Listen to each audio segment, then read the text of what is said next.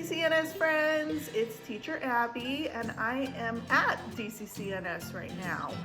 And I'm here just with Lily, my daughter, so that's why I'm not wearing a mask. If I was here with other grown-ups who aren't in my family or kids, I'd be wearing my mask. But I'm just here by myself and I'm filling up all of the activity kits for Star Week. And I wanted to go through what I'm putting in the activity kits and what activities we're gonna do with them. So I love Star Week, and I usually do stars when the time changes. And the time change can be a little tough because it gets dark really early, 4:30 or 5 o'clock. But for all of us preschoolers that have early bedtimes, it gives us the opportunity to see the night sky and the stars and the moon. Stars look like lights up in the sky. Sometimes we see them look a little twinkly because we have to look through all of the air surrounding our Earth in order to look up at the night sky and see the stars. So that's why they twinkle a little bit. Our eyes are traveling, our sight is traveling through the air. Our eyes don't travel. So in your activity kit, you'll get the sheet that tells you what we're gonna do. And you'll also get a sheet that teaches you guys how to draw stars and one with some constellations. So the constellations, sometimes people look up in the night sky and they see the stars together and they sort of think, hey, that's making a shape. That looks like a big spoon. I'll call it the Big Dipper. So you may look up in the night sky and be able to see some stars that when you connect together, like connect the dots, look like they are making an animal or a shape of some kind. So our first project is when you wish upon a star. Sometimes when you see the first star of the night sky, you can make a wish on it and maybe that wish will come true. So we have a paper plate with a star drawn on it and we're gonna cut out the star. So I've got grown-up scissors. So when you're cutting out the star, I made the points of the star go all the way to the outside of the plate, and hopefully that will make it a little bit easier to cut because you're just gonna start at the outside point and then you meet the inside point and it falls off and soon you'll have a star shape. If you're having a little trouble cutting, try to remember to keep, here's my hand with the scissors. You want to keep your elbow in, and sometimes we do a little trick where we hold a piece of paper under our arm and we don't want to let that piece of paper fall. I'm sitting on the ground, but I've been learning to cut for many, many years. So if you're still learning how to cut, it's easiest to sit in a chair and have your 2 feet touching the ground. We call that firmly planted in the ground. So here is my star. To go along with this star, I have put some Q-tips in your activity kit. We're going to use the Q-tips as paintbrushes. I like Q-tips as paintbrushes because they can make perfect dots, or they can be used to make lines. It's just another great tool to have. I am not going to paint during this demonstration because I want to show you all the rest of making our shooting star, and if there's wet paint on it, I have to wait to dry, and you guys are gonna have to sit around and wait with me for a really long time. That doesn't seem like fun. So after you have your paint dry, you're going to glue, staple, or tape on the tail of your shooting star. When stars are shooting through the sky, they're traveling through space, and sometimes they have some light and dust coming off the back of them that looks like they've got a tail. So I'm gonna take my crepe paper tail I'm gonna spread it out a little bit. And I do have glue. You can use the school glue. You can use, we've given you little jars of glue in your activity kits, or you can use a glue stick. For now, I'm gonna use a stapler. Remember, staplers and tape are also really fine. So for you guys, your star will be painted, and when your paint is dry and you have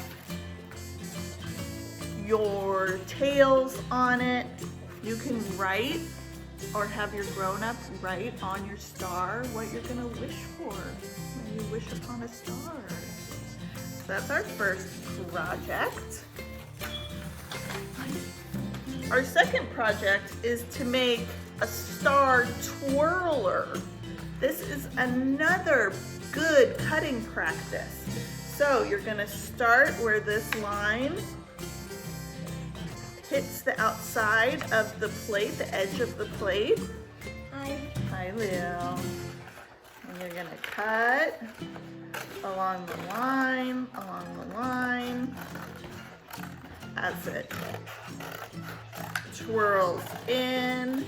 Again, I encourage you to practice using scissors on your own, and you will also have a grown-up to help you. When the line stops, stop cutting. And now you'll have a paper plate that sort of extends out to be twirly. With this paper plate, you can decorate it with markers, with paint. I have put in some stars that Teacher Paul cut out for me in lots of different colors from your activity, in your activity kits. And those are to decorate your star twirler if you like.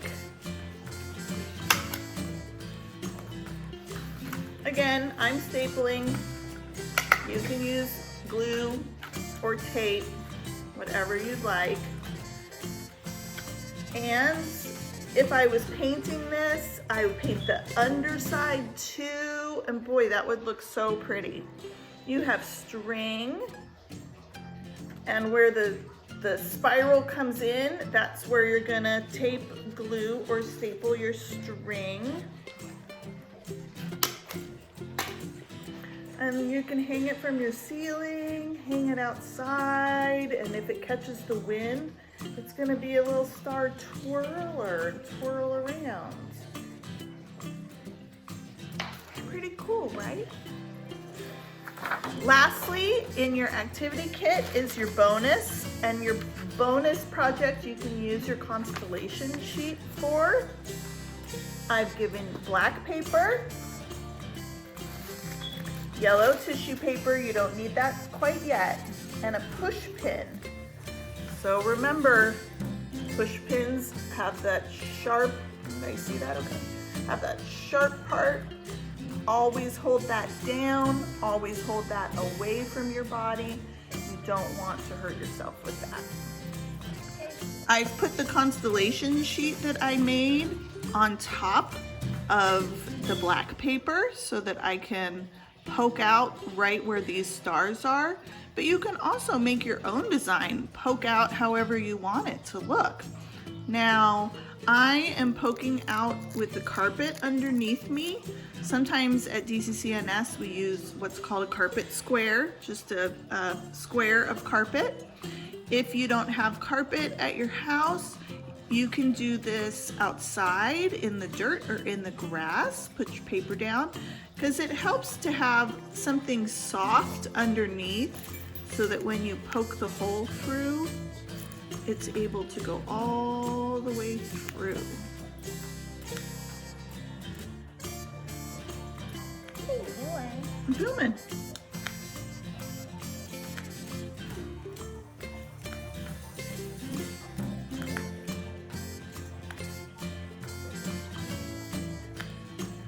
So, and if you also want to make your own constellations, you can draw on the black paper with some yellow or white or pencil, and it will show up. And then you can poke out your own constellation. Lily, you want to poke out your heart constellation? Can you see all the other constellations in there?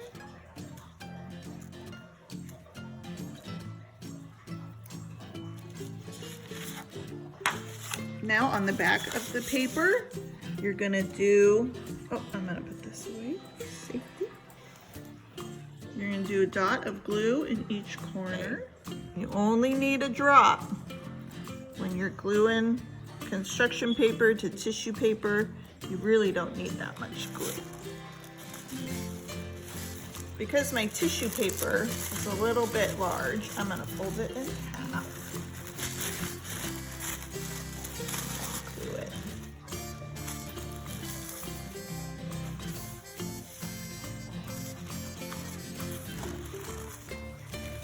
And then, once you have your yellow paper on the back of the black paper, that will show your stars. And if you put it up on a window to have the sunlight go through, that will show your constellations and stars even more. You see all the designs that you made. Finally, on the back of our constellation paper, we've got all our constellation holes, but that's okay. It's just telling you the steps to make a star. 1, 2, 3, 4. And Lily has been practicing drawing some stars, and maybe you can practice too.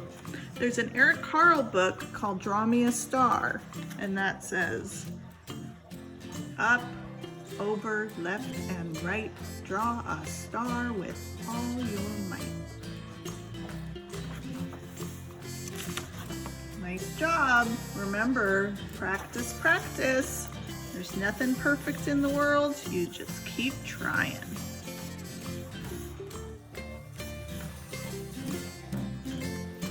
Thanks for joining us for our Star Week activities. I hope you guys have fun doing all the activities in your activity kit. Maybe you have some star books that you want to share. You can share them with your Zircle Time teacher. And if you're ever running out of paint or glue or any of the supplies that we put in your activity kit and Tinker kits, let your Zircle Time teacher know, and they will give you some new stuff. Refill. All right. Happy star watching. Bye.